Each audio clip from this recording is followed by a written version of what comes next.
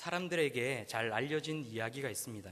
어느 작은 교회 목사님께서 새벽 기도를 마치고 사택으로 들어오시는데 어디서 아기가 우는 소리가 들리더래요.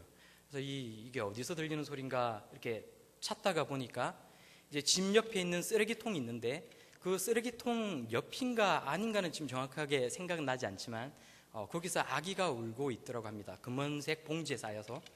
그래서 목사님은 이제 이 아기를 보고 측은히 이제 여기셔서 양자로 이 아기를 거두셨는데 이 아기의 이름을 뭐라고 지을까 이렇게 고민을 하시다가 이 어릴 때에 이 버려진 일을 잊지 마라, 이제 그런 의미에서 아기의 이름을 봉지라고 지었다고 해요. 그래서 이 아기의 이름은 김봉지입니다. 그 당시에 방송에서는 이 목사님의 선행으로 소개가 되어서 널리 방송을 탔고 아마 이 자리에 계신 분 중에도 그 방송을 들었던 그 기억이 나는 분이 있으실 거라고 생각을 합니다. 근데 저는 이제 차 버스 안에서 이 라디오 방송을 들었는데 이 라디오 방송을 들으면서 굉장히 마음이 좀 불편했어요. 그러니까 이왕에 버림받은 아기를 이제 자기가 거두어서 양자로 삼기로 했으면 자기 친자식처럼 애기 이름도 예쁘게 지어주고 잘 키우면 되는 것인데 왜 하필이면 이 애기 이름을 봉지라고 지었나? 이게 저는 정말 이해가 가지가 않더라고요. 그리고 사람들한테 그 얘기를 하니까 이제 많은 사람들이 저처럼 그 방송을 듣고는 좀 불편했다. 애기 이름이 봉지가 뭐냐? 이런 얘기를 했습니다. 제가 모르긴 몰라도 이 아기가 평생에 이 이름 때문에 얼마나 많은 상처를 받겠습니까? 물론 선한 의도에서 이렇게 지으신 거지만 한 사람의 그 어린 시절의 아픔과 그 상처가 성인이 되고 나서도 그 사람을 두고두고 힘들게 할 수 있다라는, 그리고 또 그 상처 때문에 또 다른 사람을 힘들게 할 수 있다는 것을 아마 모르신 것이 아니었나 그렇게 생각을 합니다.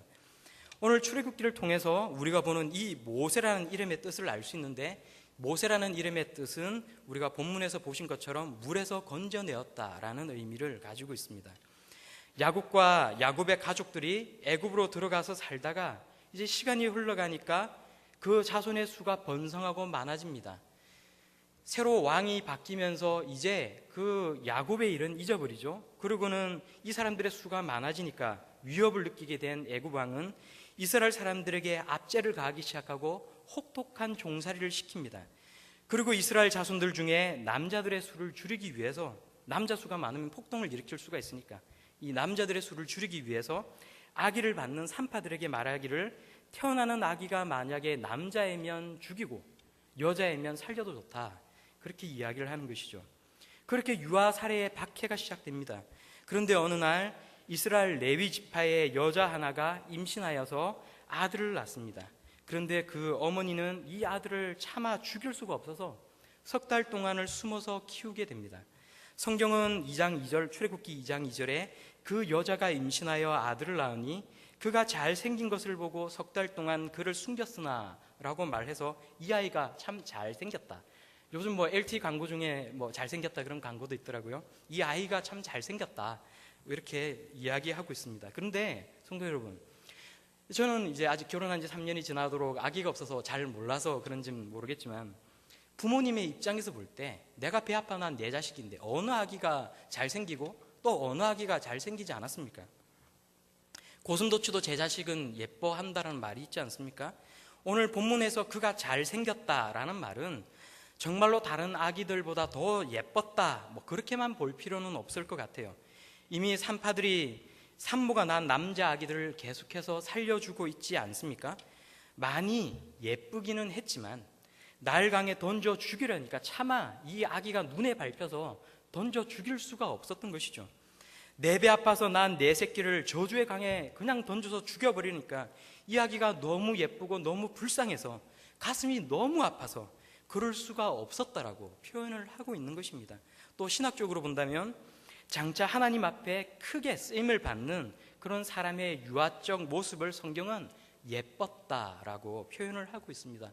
오늘 이 자리에 나오신 성도님들도 하나님이 보시기에 아마도 하나님의 생명책에는 다 예뻤다라고 기록되어 있을 것 같아요. 어느 성도님은 눈이 예뻐서 예뻤다라고 하고요, 또 어느 성도님은 키가 크고 이렇게 그래서 예뻤다라고 하겠죠. 신학자들이 그래서 우리가 찾아보면 신학자들은 단순히 외모를 가리켜서 이러한 표현을 썼다라고 보지는 않는 것 같아요. 아기는 날이 갈수록 이제 점점 더 커가고, 그래서 아기는 계속해서 울어댑니다. 어려운 환경 속에서 젖을 이제 먹이려니까 이제는 도저히 키울 수가 없다라고 엄마는 생각하게 돼요. 그래서 엄마는 이 아기의 운명을 그만 하나님께 맡기기로 하고는 죽음의 나일 강가에 던져버리기로 합니다. 그래도 우리 하나님, 조상적부터 지켜오던 내 하나님께서 이 아기를 지켜달라고, 그리고 갈대를 꺾어와요. 그 갈대 사이로 물이 들어가지 않도록 역청과 나무진을 칠해서 상자를 만듭니다. 그리고 아기를 거기에 담아서는 바다로 흘러가는 나일강가 갈대 사이에 이 갈대 상자를 두게 됩니다. 엄마는 차마 이 아기를 볼 수가 없어서 자리를 떠났는데, 모세의 누나였던 미리암은 차마 자리를 뜰 수가 없어서 저기 멀찍이 서서 갈대 상자를 바라보고 있었다라고 성경은 이야기하고 있지 않습니까? 그런데 성도 여러분, 우리가 믿음의 눈을 들어서 한번 상상을 해볼 수 있었으면 좋겠어요. 나일강 위에 떠있는 이 작은 갈대 상자는 창세기의 대홍수 이야기 속에 나오는 노아의 배를 연상시키지 않습니까? 세차게 몰아치는 그 물길 속에서 노아의 방주와 이 작디 작은 갈대 상자는 하나님의 특별한 간섭과 보호 가운데 놓여 있는 것입니다. 그리고 지금 이 본문 속에 갓난 아기를 태운 이 허술하고 작은 배는 듬승듬승 난 그 갈대 덕분에 세차게 하루로 밀려 내려가는 그 강물에 떠내려가지 않고 갈대 줄기에 위태롭게 걸려 있는 것입니다. 거대한 비와 파도 속에 견디고 있는 노아의 방주처럼 아주 연약하고 불쌍한 하나의 작은 생명이 막연한 소망 가운데서 물 위에 떠다니고 있는 것입니다. 갓난아기가 떠있는 물은 깊고도 푸른 이스라엘의 남자 아기들을 집어삼켰던 죽음의 강물 아닙니까? 그런데 우리가 여기서 또 한 가지 볼 수 있는 것은 이 아기 모세는 80년 뒤에 있을 홍해 사건을 예표하면서 이스라엘 백성들보다 먼저 갈대 상자에 눕힌 채 이 강물 위에 떠다니고 있는 것입니다.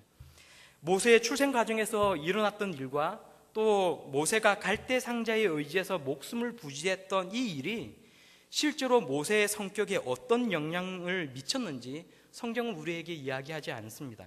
우리가 다만 알 수 있는 것은 모세는 바로의 딸을 통해 목숨을 건질 수 있었다는 거고요, 미리암의 지혜로운 행동 덕택에 엄마를 잃어버리지 아니하고 친엄마를 유모로 둔 채 왕족으로 살아갈 수 있었다는 것입니다. 하지만 분명한 것은 엄마의 이러한 불안한 감정 상태는 이 아기에게 전이되는 것이고요, 그대로 옮겨가는 것이고, 비록 우리의 머리는 어릴 때의 사건을 기억하고 있지는 못하지만 그 작은 순간의 경험이라 할지라도 우리의 기억 저편에 저장되어 있다는 것이죠.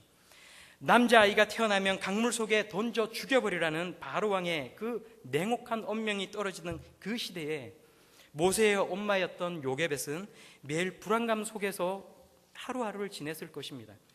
모세가 태어나고 난 뒤에도 아기의 울음소리가 새어나갈까봐, 그래서 이것이 발각될까봐 마음껏 아기를 울게 하지도 못합니다.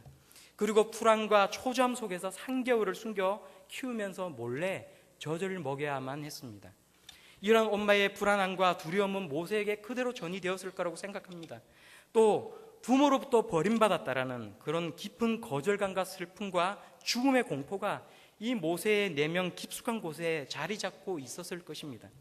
모세란 이름의 뜻이 물에서 건짐을 받았다라는 의미 아닙니까?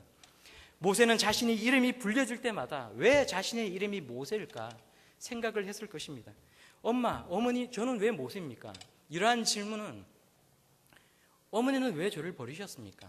왜 저는 죽을 수밖에 없었습니까?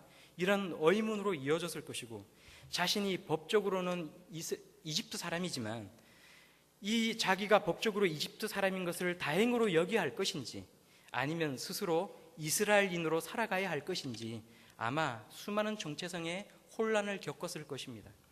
또 어머니이자 유모로 자신을 키운 요게벳에서 언젠가부터 자신은 이스라엘 사람이고 우리 조상의 하나님이 우리 민족을 위해 반드시 너를 들어 사용할 것이라는 그러한 믿음이 그대로 전수가 되면서 두 가지의 감정사에서 큰 혼란을 겪었을 것입니다. 마치 마귀가 사람의 몸을 입고 있는 것 같은 이 애굽 사람들의 박해 때문에 나는 버려졌구나라는 이러한 생각과 또 나는 다른 아이들처럼 그래서 내가 죽을 수가 있었겠구나, 나는 이 세상에 지금 이렇게 숨쉬고 살아가지 못했을 수도 있었겠구나라는 그런 생각. 또 나를 물에서 건져 살리신 하나님께서 나를 우리 민족의 지도자로 세우실 것이라는 그러한 우월감과 책임감 때문에 아마도 어린 시절의 모세는 바른 성격이 형성되지 못했을 것입니다. 무엇보다 아기들을 던져버렸던 나일강 위에 그 허술한 갈대 상자에 쌓여진 채 버림을 받았다라는 두려움과 공포가 두고두고 모세를 힘들게 했을 것이고요. 또 사랑과 애착의 대상인 엄마에게 버림을 받았다는 충격과 슬픔은 계속해서 모세를 힘들게 했을 것입니다. 그런데 어느 날 이런 모세 삶을 뒤집는 그런 사건이 발생합니다. 어느 날 이스라엘 사람을 때리는 애굽 사람을 모세가 가서 쳐 죽여버리고 만 것입니다. 흔히 사람들은 이야기를 합니다. 이스라엘인으로서의 정체감을 가지고 살아가던 모세가 어이분을 일으켜서 애굽 사람을 때려 죽인 것 아니냐, 맞는 얘기입니다. 하지만 과거나 지금이나 앞으로 미래도 마찬가지 아닙니까? 정상적인 사람이 누가 때려 사람을 죽인다는 것은 지극히 정상적인 사고를 가지고 있는 사람이라면 할 수 없는 일입니다. 모세의 어린 시절을 끊임없이 괴롭혔던 그 과거가 모세를 이렇게 극단적인 행동을 하도록 만들었다는 것입니다. 자신은 더 이상 고통을 당하지 않는 애굽인 신분이라는 사실에 한편으로는 안도하면서도 동시에 자신의 아픈 과거를 만들어낸 이 애굽 사람들의 핍박에 대한 참을 수 없는 분노가 동시에 그 마음 가운데에 내재되어 있었던 것입니다. 좋게 말하면 약한 자를 돕고자 하는 정의감이지만 사실 그 상대감을 쳐 죽일 만큼의 깊은 슬픔과 분노가 그리고 빗나간 책임감이 모세의 깊은 마음속에 자리 잡고 있었던 것입니다. 성도 여러분, 여러분들의 어린 시절은 어떠했습니까? 제가 공부한 거에 의하면 어릴 때의 경험은 성인이 되고 난 뒤에도 끊임없이 그 사람에게 영향을 행사한다고 합니다. 몸에 배어있는 어린 시절은 성인이 되고 난 뒤에도 여전히 우리를 지배하고 그때 받은 상처와 고통이 우리 안에서 어린아이로 계속해서 울고 있다는 것이죠. 거절의 경험과 무관심의 외로움과 배고픔의 슬픔이 내 안에서 나를 달래달라고, 나를 받아달라고 끊임없이 울고 있다는 것입니다. 사랑과 애착 관계에서의 결핍이 모든 문제의 근원으로 자리 잡고 있다는 것입니다. 저는 가끔 TV에서 우리 아이가 달라졌어요 라는 그 프로그램을 볼 때마다 참 신기하고 놀랍다는 생각을 해요. 하루 만에 어떻게 전문가의 손에 맡겨졌는데 단 하루 만에 아이가 저렇게 달라질 수가 있나, 정말 믿을 수 없는 장면을 TV를 통해서 보게 됩니다. 근데 결국 이야기를 들어보면 그 아이가 가진 문제는 가정에 있다는 것이죠. 그리고 아이의 문제를 일으킨 사람은 그 누구도 아닌 그 아이의 부모님이라는 것입니다. 나의 어린 시절은 여전히 내 안에 살아서 그 상처가 아프다라고 끊임없이 나에게 이야기를 합니다. 그래서 내가 상처를 받았던 그 엇비슷한 상황이 오면 그냥 평범했던 사람이 갑자기 돌변하는 것을 알 수가 있어요. 유사한 상황이 생깁니다. 그러면 조용하고 평소에는 그냥 차분하게 잘 지내던 사람이 불같이 화를 내면서 폭발을 내버리고 마는 거예요. 또 상처받은 마음에 슬픔이 가득 차면 어느 날 길거리에 울고 있는 아이를 보면 그 울고 있는 아이만 봐도 내가 그냥 눈물이 나고 왠지 그냥 정말 헉헉거리고 내 속에서 울음이 터져 나올 것 같은 그런 슬픔이 느껴지면서 눈물이 왈칵 쏟아지는 거죠. 근데 이 정도면 굉장히 중증의 우울증이라고 하더라고요. 상처가 생기는 것은 한순간이지만 그 상처 자국은 우리 마음속에 오랫동안 남아 있습니다. 못질을 하고 나면 아무리 그 못을 뽑아낸다 할지라도 여전히 그 나무에 못 자국이 남아있는 것과 같은 것이죠. 나의 상처가 다른 사람에게도 상처를 만들어내고 또 그렇게 생긴 상처는 또 다른 사람을 계속해서 힘들게 만들어갑니다. 저는 제가 어릴 때 이제 과일을 굉장히 좋아했어요. 지금도 사실은 고기보다는 과일을 좋아하고 그래서 아마 이제 회식을 처음에 이제 우리 교회 왔을 때 목사님하고 장로님들하고 같이 밥을 먹으러 갔을 때 뭐 이렇게 별로 고기를 잘 못 먹습니다. 그래서 담임 목사님이 좀 이상한 사람 아닐까 뭐 이런 생각을 혹시나 하지 않았을지 뭐 이런 생각도 사실 그때 조금 했었는데 과일을 참 좋아해요. 근데 이제 제가 어릴 때 부모님을 떠나서 저희가 형제가 셋이거든요. 제가 차남 둘째인데 세 형제 중에 유일하게 저만 이제 부모님에게서 떨어져서 시골에서 자란 적이 있습니다. 한 1년 정도를 따로 떨어져서 성장을 했는데, 이제 그 얘기를 들어보니까 그래요. 저희 어머니가 그때 저희 집이 굉장히 어려웠는데, 경제적으로 굉장히 어려웠는데, 하루는 시장을 가는데 제가 자꾸 어머니 이렇게 이 옷자락을 자꾸 끌면서 수박을 사달라고 자꾸 조르더래요. 그래서 이제 뭐 사줄 수도 있으셨겠지만 굉장히 경제적으로도 어렵고, 시장만 가면 계속해서 조르면서 수박을 사달라, 뭐 그 당시에 또 바나나가 되게 비쌌지 않습니까? 뭐 바나나를 사달라, 뭐 사과를 사달라 졸라대니까 이제 어머니가 그때 이제 결심을 하셨다고요. 그래, 얘를 시골에 그냥 따로 이렇게 떼내 보내자. 그래서 제가 경상남도 의령시 그게 이제 한 1년 정도를 혼자 지내세요. 하루는 이제 저희 형제들을 다 데리고 어머니가 우리가 할머니 댁에 갔다 오자 그러고는 손을 잡고 시골로 내려갔는데, 이제 저만 할머니 옆에 두고는 잠깐 시장에 다녀오겠다, 잠깐만 기다리면 갔다 올게, 그러고는 이제 형하고 동생 손을 잡고는 가버리셨어요. 순진한 저는 정말 어머니가 잠깐 기다리면 오실 줄 알고 이렇게 기다리고 있는데 해가 뉘엿뉘엿지고 밤이 찾아오도록 어머니가 안 오시더라고요. 근데 할머니가 그때 저한테 하신 말씀이, 엄마 안 온다, 너 이제 나하고 살자. 그래서 1년 정도를 정말 혼자 이렇게 할머니하고 지냈어요. 이제 그래서 생긴 습관인지 모르겠는데, 저희 형도 그렇고 저희 동생도 그렇고 다 한 번씩 이제 어릴 때 잃어버린 적이 있어요. 저희 형을 잃어버려서 난리가 난 적이 있고, 저희 동생을 또 잃어버려가지고 한번 난리가 난 적이 있고, 저는 한 번도 잃어버린 적이 없습니다.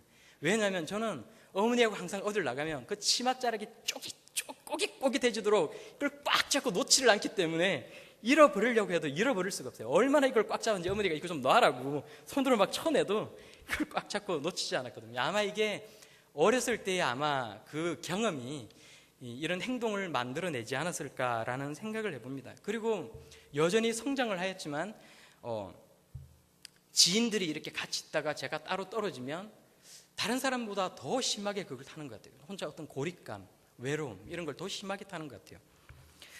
이제 제가 작년에 이제 잠을 자다가 꿈을 꾼 적이 있는데, 꿈속에 어머니가 돌아가셨어요. 이게 어렸을 때 어떤 연관성이 있는 건지는 잘 모르겠습니다. 제가 그쪽에 전공자는 아니라. 그런데 어머니가 돌아가셨어요. 근데 꿈속임에도 불구하고 갑자기 얼마나 배가 고파지는지 너무 배가 고픈 거예요. 꿈속에 제가 배고파 이야기를 하는데 누구 한 사람 저한테 먹을 걸 던져주는 사람이 없더라고요. 정말 지독한 배고픔을 경험하면서 배가 고프다고 이야기를 하다가 꿈속에서 막 울었어요. 배가 고프다고 그러고 막 울었어요. 근데 이게 얼마나 심하게 울었는지, 그리고 꿈속에서 또 항상 배가 고프다고 그러면 먹을 것을 챙겨주시던 어머니가 없다는 사실이 순간 얼마나 슬프게 느껴지든지, 그래서 정말 엉엉엉 그러고 울면서 깼는데, 자다가 울다가 정말 깼는데, 제가 자면서 깼는데 입으로 이러고 잠을 깨더라고요. 그리고 눈을 뚝 뜨는데 눈에서 눈물이 툭 하고 흘러내리더라고요.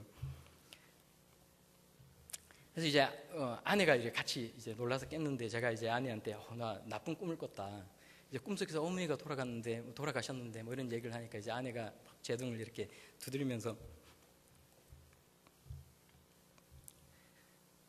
원래 꿈은 반대 아니냐, 예, 뭐 그런 얘기를 하시더라고요. 그래서 꿈이 정말 반대라 지금 아주 건강하게 부산에 잘 살아 계십니다. 예. 어릴 때 부모님을 일찍 여인 사람들은 꿋꿋하게 이렇게 성장을 잘 하고 난 뒤에, 그리고 사회에서 자리를 잘 잡았음에도 불구하고 남들에게 지나치게 인정을 받고자 하는 욕구가 강하다라고 해요. 또 때로는 어떤 든든한 누군가에게 계속 기대고 싶은 그런 의존감을 강하게 가진다라고도 합니다. 우리 가운데 혹시나 나는 저 사람하고 별로 친하고 싶은 마음이 없는데 누가 자꾸 머리를 들이밀면서 자꾸 나하고 친하게 지내자고 나를 받아달라고 하시면 거절하지 마시고 이렇게 등을 쓰다듬어 주시면서 잘 대해주시기 바랍니다. 그러면 그 사람도 치유함을 얻고 또 이렇게 화목한 그런 아름다운 공동체가 될 수 있지 않겠습니까? 하나님께서는 상처받은 모세를 어떻게 치유하시고 어떻게 모세를 들어 쓰셨습니까? 우리가 성경을 보면 잘 나옵니다. 애굽에서 도망 나온 모세는 40년의 세월을 광야에서 보내게 돼요.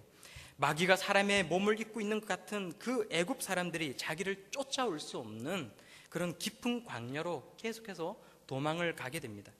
나일강에 깊고 푸른 공포가 없는, 물이 보이지 않는 사막으로 도망을 가게 되는 것입니다. 그리고 거기 그 사막에서 무려 40년의 세월을 인생 낙오자로 살아가게 됩니다. 그리고요, 어느 날 우리 하나님께서는 아무도 없는 그 척박한 장소, 지독한 외로움과 살아가기 위해 홀로 투쟁해야 되는 그 메마른 장소에서 모세를 불러주십니다. 바람이 불면 모래바람이 나를 뒤엎고 그 뜨겁게 내리쬐는 태양 속에서 생존을 위해 살아가던, 그 치열하게 살아가는, 삭막하게 살아가는 그 삶의 자리에서 인생 낙오자 모세를 만나 주신 것입니다. 그리고 모세에게 말씀하십니다. 가라, 가서 내 백성을 데리고 나오라. 바로왕을 만나고, 그래서 모세는 무려 10가지나 되는 재앙이 모세를 통해 애굽을 휩쓸고 지나간 후에 이제 모세는 다시 한번 거대한 강가 붉은 홍해 앞에 섭니다. 성도 여러분, 왜 홍해를 홍해라고 하시는지 아십니까? 홍해는 갈대가 많이 우거져 있는데 이 갈대가 붉은색을 띠고 있고, 그래서 우리가 그 홍해를 바라보면 마치 그 강물의 색이 붉은색과 같다고, 그래서 홍해라고 이름을 붙였다라고 해요. 모세가 아기로 버림을 받았을 때는 나일강의 그 검붉은 강물 위로 갈대 상자가 모세를 에워서 보호해 주지 않았습니까? 모세가 이스라엘 백성들과 홍해 앞에 섰을 때 다른 모든 이스라엘 사람들이 앞을 가로막는 이 홍해 때문에 울고 통곡하면서 하나님을 원망할 때 모세는 오히려 담대할 수가 있었습니다. 먼저는 살아계신 하나님께서 함께 하심에 대한 확신 때문이었고, 두 번째는 하나님께서 모세의 어린 시절에 경험케 하신 이 구원의 예표 때문이었다는 것입니다. 갈대 상자에 마른 그 갈대가 자신을 보호했듯이 홍해 바다 밑으로 나 있는 그 갈대에서 모세는 오히려 편안함을 느끼지 않았겠습니까? 갈대 상자에 담겨져 버려진 게 저주이고 절망인 줄만 생각을 했었어요. 힘든 유아 시절의 과거를 생각하면 그 일을 생각할 때마다 그냥 한숨만 나왔습니다. 하지만 하나님의 은총 속에서 자신을 나일 강물에서 보호해 준 것도 이 갈대였고, 갈대 상자가 거친 하루로 쓸려가지 않도록 도와준 것도 이 나일강의 갈대였습니다. 홍해물이 눈앞을 가로막고 있는 지금도 은혜로 함께 하시는 도움이 이 갈대 위로 펼쳐질 것을 모세는 확신할 수가 있었습니다. 그리고 이제는 놀라운 역사가 나타납니다. 모세가 믿음으로 홍해를 가리켰을 때에 죽음의 홍해가 생명길을 열고 양옆으로 갈라지는 것입니다. 어린 모세가 마른 갈대 위에 에워싸여 구원을 받았던 것처럼 80이 넘은 모세와 이스라엘 백성들이 갈대 위 마른 땅으로 건너가는 놀라운 기적을 경험할 수가 있었던 것입니다. 죽음의 홍해를 지나 생명을 지킨 것은 이스라엘 백성이었고, 다시금 출렁이며 몰려온 죽음의 물에 삼킨 바 된 것은 애굽의 군사들이었습니다. 모세의 과거를 끊임없이 괴롭혀온 원수들이 물에 다 수정되어 죽은 것입니다. 지울 수 없었던 죽음의 공포를 가져다 준 그 원흉이었던, 악령과 같이 자신의 영혼을 계속해서 괴롭혀왔던 이 원수들이 자신이 바라보는 눈앞에서 모두가 물에 담겨 죽었던 것입니다. 저와 여러분에게도 이러한 축복이 있기를 바랍니다. 성도 여러분, 하늘을 나는 새 중에, 우리가 흔히 하는 말 중에 하늘을 나는 새 중에 상처 없는 새가 누가 있으랴, 우리 그렇게 이야기하지 않습니까? 모두가 각자의 상처와 흉터를 지니고 살아가지만 하나님을 바라보고 마음이 건강하게 회복되면 아픔을 털고 훨훨 우리가 하늘로 날아 올라갈 수 있을 줄로 믿습니다. 나의 힘든 과거, 쓰리도록 아픈 상처가 지금도 여전히 나의 발목을 잡고 있습니까? 그래서 대인관계를 잘 못하도록 계속해서 막아서고, 다른 사람을 불신하게 만들고, 좋은 공동체를 이루지 못하도록 나를 고립시키고 있습니까? 그 아픔과 상처와 괴로움을 떨쳐버리고 일어나시기 바랍니다. 그리고 남 모르게 가지고 있는 미움과 우울증과 고통을 향해서 계속 하나님 앞에 기도하면서 예수 그리스도의 이름으로 외칠 수 있기를 바랍니다. 나의 모든 고통과 아픔과 상처와 나쁜 기억과 미움과 우울증과 강박관념과 고통은 우리 주 예수 그리스도의 이름 앞에 떠나갈지어다. 모든 악함과 저주는 내게 떠나갈지어다. 우리 그렇게 외칠 수 있기를 바랍니다. 사랑하는 성도 여러분, 우리는 우리의 소명과 사명을 감당하면서 하늘 높이 올라갈 수 있어야 하겠습니다. 자주 땅에 주저앉아 있을 것이 아니라 독수리 날개쳐 올라가듯이 이제는 하늘로 비상에 올라가야 하는 것입니다. 과거를 자꾸 돌아볼 것이 아니라 멋진 미래를 향해서 날개를 힘껏 저으면서 날아 올라가야 한다는 것입니다. 그리고 모세처럼 하나님의 사랑과 은총을 통해서 우리의 영과 육이 강건해져야 하는 것입니다. 모세는 그저 아픔인 줄 알았던 이 갈대상자, 그렇지만 사실은 하나님의 섭리와 사랑인 이 갈대를 통해서 하나님 앞에 쓰임받을 수 있는 건강한 마음과 건강한 자아상을 회복할 수 있었습니다. 사랑하는 성도 여러분, 우리 자신의 모습을 돌아볼 수 있기를 바랍니다. 애초에 하나님께서는 하나님의 형상을 따라 우리를 창조하셨습니다. 왕자가 남루한 옷을 입었다고 그래서 이 사람이 거지가 아닌 것처럼 우리의 신분은 누가 뭐라고 하듯이 하나님의 자녀 아닙니까? C.S. 루이스는 한 인간에게 가장 중요한 것은 하나님이 나를 어떻게 보고 계시는가에 달려있다라고 이야기를 했습니다. 그렇다면 하나님은 우리를 어떻게 바라보고 계십니까? 하나님은 이사야 선지자를 통해 이렇게 이야기를 하십니다. 이사야 49장 15절 16절에 여인이 어찌 그 젖 먹는 자식을 잊겠으며 자기 태에서 난 아들을 긍휼히 여기지 아니하겠느냐. 그들은 혹시 잊을지라도 나는 너를 잊지 아니할 것이라. 또 로마서는 이렇게 얘기를 합니다. 높음이나 깊음이나 다른 아무 피조물이라도 우리를 우리 주 그리스도 예수 안에 있는 하나님의 사랑에서 끊을 수 없느니라. 모세처럼 어떤 피치 못할 사정으로 누군가에게, 사랑하는 사람에게, 부모님에게 버림을 받을 수는 있습니다. 충분치 못한 그런 사랑을 받을 수는 있어요. 그렇지만 하나님은 어떤 상황이든지 나를 잊지 아니하시고 나를 포기하지 아니하신다는 것을 꼭 확신하며 살아갈 수 있기를 바랍니다.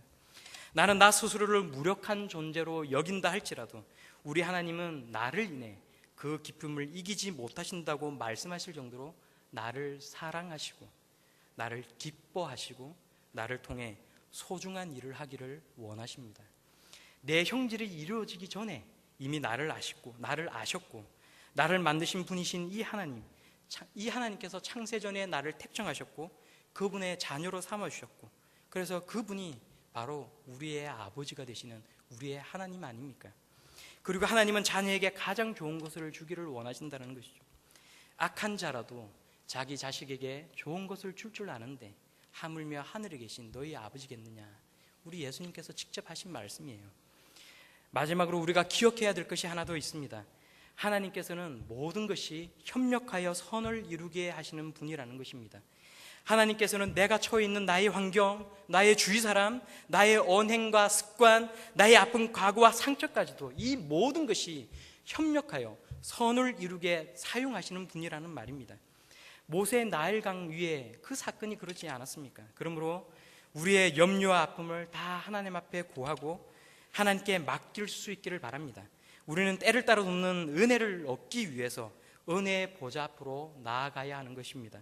나의 있는 모습 그대로, 내가 살아가는 나의 모습 그대로 그냥 두 손 들고 우리 하나님 앞으로 그저 나아가기만 하면 되는 것입니다. 하나님께서 우리에게 주기를 원하시는 것은 평안이고 사랑이고 관심이고 안아주심이고 용서하심이고 보호하심이고 동행하심이고 따스한 포옹 아닙니까? 그러므로 성도 여러분, 우리도 이러한 하나님을 사랑함으로 우리의 모든 상처와 아픔을 다 떨쳐버리고 치유함을 받을 수 있기를 바랍니다.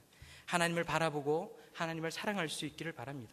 그래서 하나님을 사랑하는 것을 나의 뜨거운 마음으로 기도와 예배로 나의 삶으로 표현할 때 우리의 모든 아픔과 상처와 모든 힘든 기억이 다 떠나갈 줄로 믿습니다. 마지막으로 사도 바울은 이렇게 고백을 합니다. 우리가 사방으로 우겨싸움을 당하여도 쌓이지 아니하며 답답한 일을 당하여도 낙심하지 아니하며 핍박을 받아도 버림받지 아니하며 거꾸로 뜨림을 당하여도 망하지 아니할 것이라. 왜냐하면 예수의 생명이 우리 가운데에 있기 때문이고 우리의 과거와 현재와 미래 삶을 섭리하시는 하나님의 그 사랑이 우리 삶 가운데에 있기 때문입니다. 그러므로 기가 막힐 웅덩이와 아까 우리 집사님 기도하셨던 것처럼 수렁에서 나를 끌어올리시고 내 발을 반석 위에 두사 내 걸음을 경고케 하시는 하나님을 믿고 날마다 이기며 힘차게 나아가는 저와 우리 모든 성도님들이 다 되시기를 우리 주 예수 그리스도의 이름으로 축원합니다. 우리가 이 시간 함께 찬양하고 오늘 특별히 찬양 안 하고 마칠 수 있으면 좋겠는데요. 우리가 조금 전에 부른 십자가 그 사랑 우리가 함께 찬양할 수 있기를 바랍니다.